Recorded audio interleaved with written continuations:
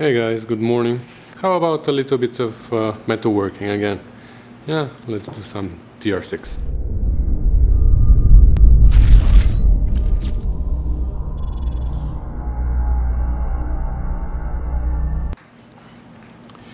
Okay, so now the front is almost done here.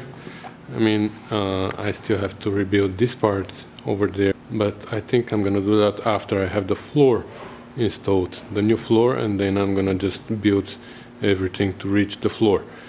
And I'm really debating where to start from, because if I pull the floor out, this entire side is gonna be in the air, you know. The A post is gonna be hanging, the B post is gonna be hanging, and this is where we had the other side too. If you remember, when we did the other side, it was the same thing. But I really want to try and keep the rigidity as much as possible here, because I don't know, should we let everything hang in the air? What? Okay, I've heard enough. So 99% of you voted for no, 1% voted for yes. Good. All I need is 1%. Thanks for letting me know, guys, that I'm not alone. So let's go for it. We're gonna cut the floor out, we're gonna cut the sill out, and since we're keeping the outer sill plus the reinforcement, of course, that's more than enough for me to hold the door jamb in the perfect shape. And of course, before we start welding, we're gonna put the door, the fenders and everything together. We're gonna make sure that the gaps are okay, and only then we're gonna weld everything. So I'm sure everything is gonna be fine.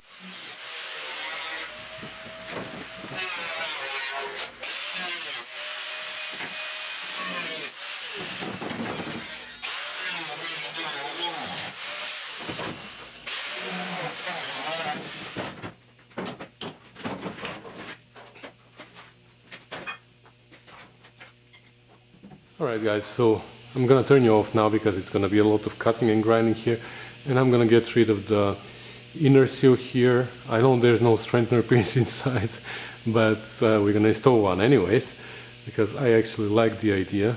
We're gonna get rid of the remainings of the floor here, and yeah, we're gonna clean it up, and then we're gonna start building it up again with the new parts that we have. Let me just show you a closer view of what we have to get rid of. This is the remaining of the floor, the remaining of the inner sill and the bulkhead, and a little bit of the rear shelf. Okay, a few hours later, and the floor is out, the inner sill is out, everything is out that is supposed to be out, and now from here we're gonna have to clean up. We're gonna have to clean up the edges, see what needs to be rebuilt, and I'll bring you back. Alright, so it's another day, and winter is back here in Toronto, so there's a snowstorm actually, and not many people made it to work today. It's only me and another guy in the shop, so it's nice and quiet, and now I'm gonna focus on the TR6. So the other day we took out the floor, as you remember. Of course you remember, it was 2 seconds ago for you. Yeah, I have to remember. So we took out the floor, and now I cleaned up the flanges a little bit of the sill over there, and I think I'm gonna rust convert it now. And while the rust converter is taking its time, I'm gonna start cleaning up these edges here. We'll see what we have to extend. Actually, I have to drop the floor in, the new floor, so I can figure out how much to extend this, and because we have to start rebuilding this missing part of the metal here, you know? So that's the plan for today.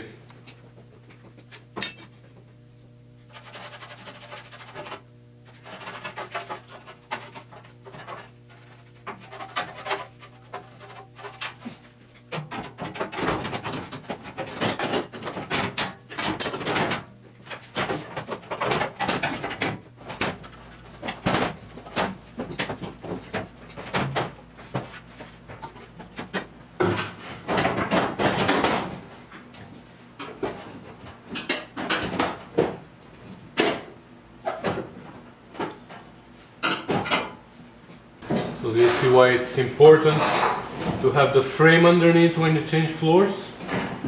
because it can go anywhere where you just position it, and based on that everything else goes. So I'm gonna bolt the floor down, and then based on that we're gonna adjust the position of the A post, B post, the sill, how far in, how far out, you know, because now you see it can be positioned anywhere, but based on the floor it's gonna go home. I'm gonna put also the inner sill. I'm not gonna put the strengthener piece for now because I don't need it, but I have it ready, so I'm gonna install a strengthener piece here, or stiffener, or whatever you want to call it. But for now I'm not gonna install it. I'm gonna put the inner sill. I'm gonna clamp it to the sill. I'm gonna clamp the sills to the floor so everything comes in place, and then I'm gonna start rebuilding this part over there.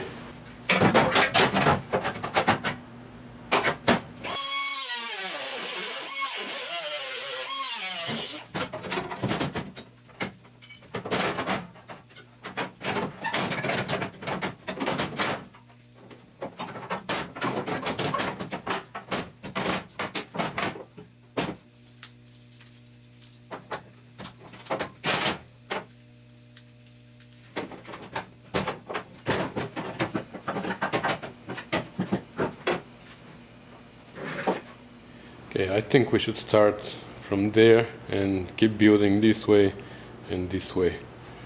So let's make a template for that. That's better, isn't it? So there's a seam right here. So we're gonna see here that I think we have to go far, far up.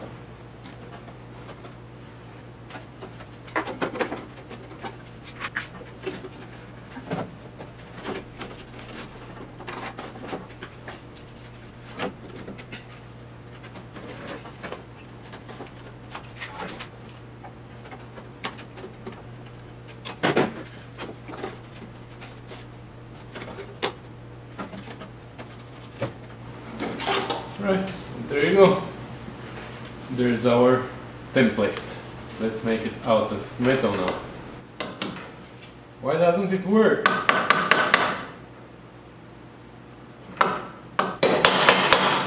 Oh, finally.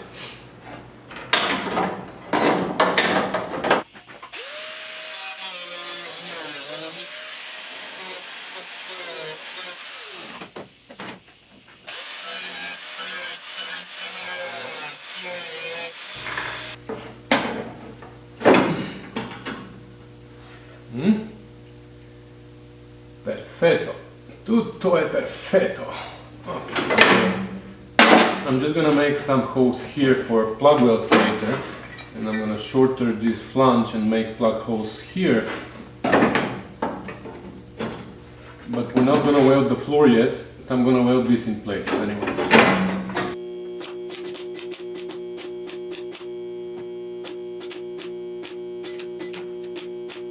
Alright, so this is where we're gonna leave it. I'm not gonna weld this here. I'm gonna have this piece here, and I'm gonna use this as a plug hole because I cut the flange a little bit too short. So I'm gonna grind it now, and then we're gonna start building this way. I'm not gonna weld it to the floor yet because I want to be able to pull out the floor. I'm gonna have to pull it in and out many more times. Okay, now let's rebuild this.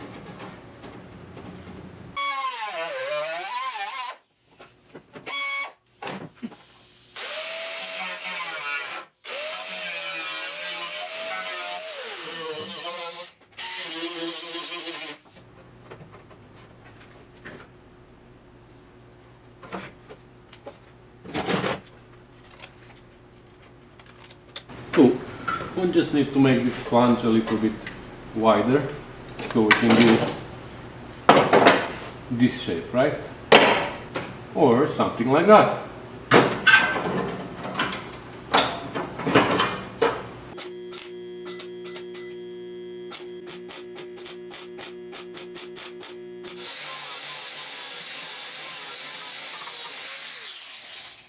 Alright, so that flange inside I'm gonna weld at a later point when the body is off the frame, maybe when I flip it to the side for the floor. So now we can start building this piece of the bulkhead here. And I'm thinking, yeah, I'm gonna have to cut here. If I make only the bottom part of the pressing on the bead roller, it's gonna be really hard to match this one. So I'm just gonna cut this off, and I'm gonna make two complete pressings. I need one for here as well, so I'm gonna take the measurements from the other side, and I'm gonna do two complete pressings here. Okay.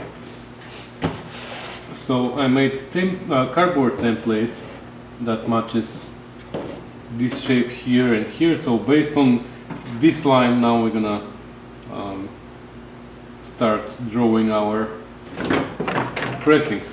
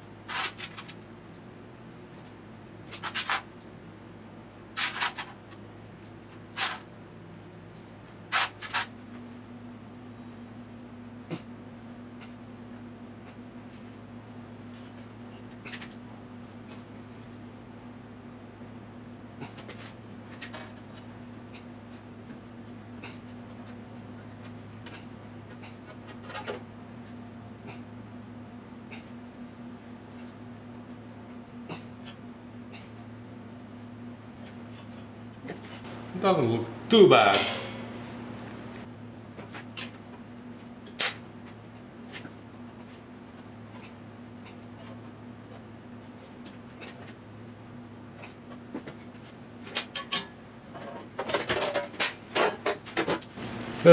Not perfect, but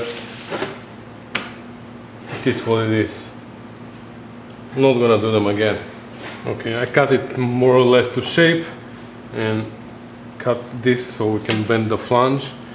I bent this flange, so now I'm gonna try to bend this little brother here a little bit at a time. Hopefully it's gonna stretch.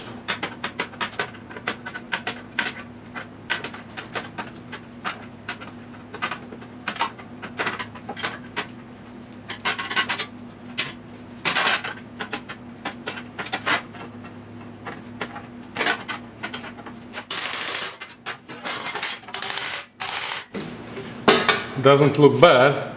Hopefully it's gonna fit.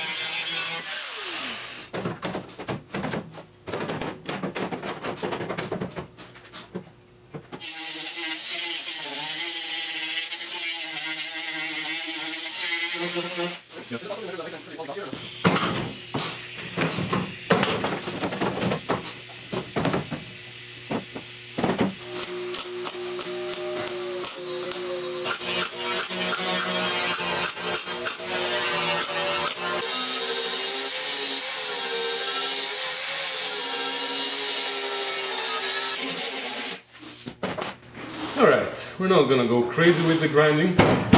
That's more than enough now. Okay, so this area here is done. Again, it's not welded to the floor. We're gonna weld it to the floor when we flip the car, or we'll decide when, but for now it's just loosely fitted there, the floor. Alright, so it's time to focus on the rear end of the floor now. And again, we're gonna have to take care of this flange here of the drive shaft tunnel, and this bottom end of the deck, the vertical part, it's all eaten by the mice, you know. We have to deal with another pressing here, so more fun. But I think I'm gonna start with this flange here, so now I'm gonna have to remove the floor again so I can straighten the flange here. There's some holes that I need to weld. Most of them I can leave and use as a plug hose for plug welds, but we will see. But I have to remove the floor anyways. Actually, you know what? I'm not even gonna bother welding anything here now. I'm just gonna clean up the surface rust, and whatever needs to be welded, I'm gonna weld it later when the floor is installed and when the body is flipped to one side. Then I'm gonna weld these from the outside. These and these are gonna be basically my plug holes. I might even drill a little bit more.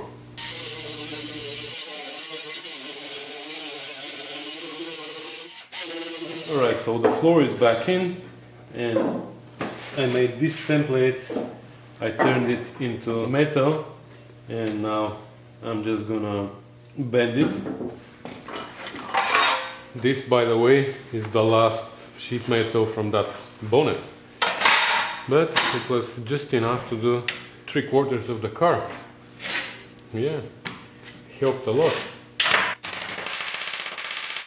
These pliers are the best because the shoulders here are parallel. No matter how much you open it, they're always parallel, which is perfect. I saw Chef Tash had a pair of them, and I decided to buy the same. Now his pair is missing and he believes that I stole his, which is true, but don't tell him.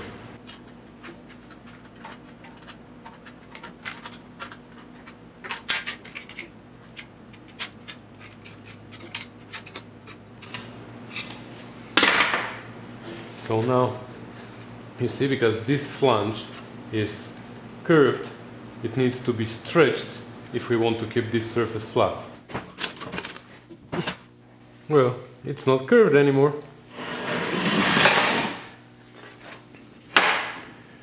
Okay, so now this should fit there, and we need to make the pressing. Okay.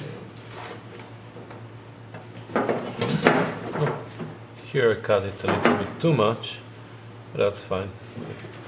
Now I can't put it flush because the flanges are here, so I have to cut it down.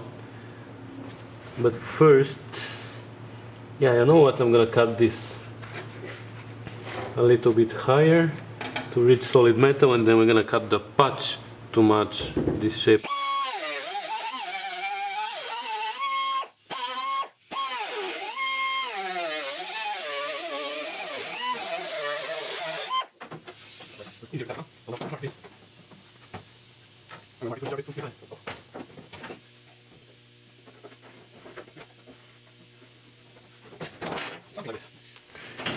Something didn't look right to me here. That's too low, so I cut it a little bit higher. But actually, maybe it is right. Yeah. Okay, let me cut the flange so I can fit it smooth inside.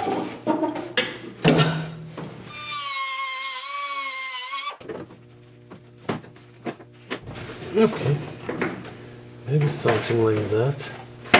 Okay, so we're gonna adjust a little bit here. Our cut.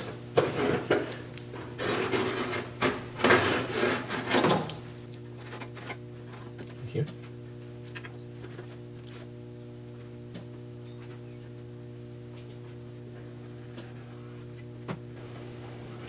I'm drawing it with my head upside down, so I don't know how good it is, but I'm not gonna bother way too much.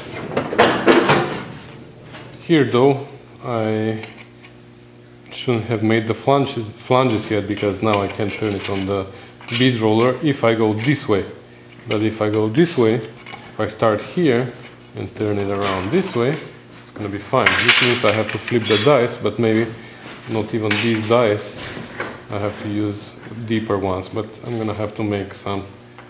I'm gonna have to experiment a little, and we will see.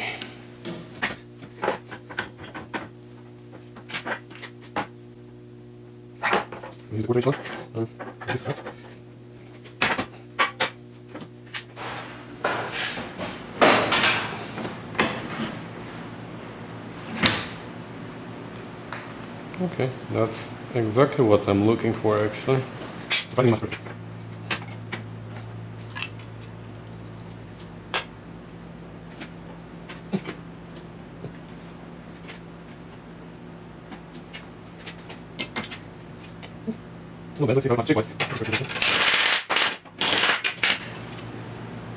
Let's see.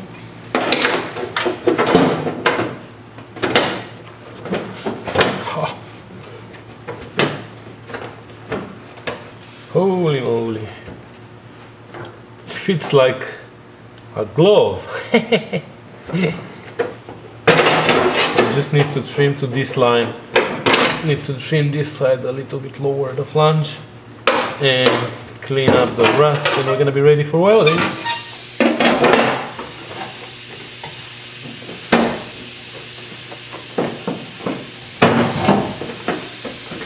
Alright guys, I don't think I'm gonna hold you here for this. I'm gonna weld it myself, but you're right on my way. I need to be in your place. So anyways, I'm gonna weld it here and I'm gonna bring you back.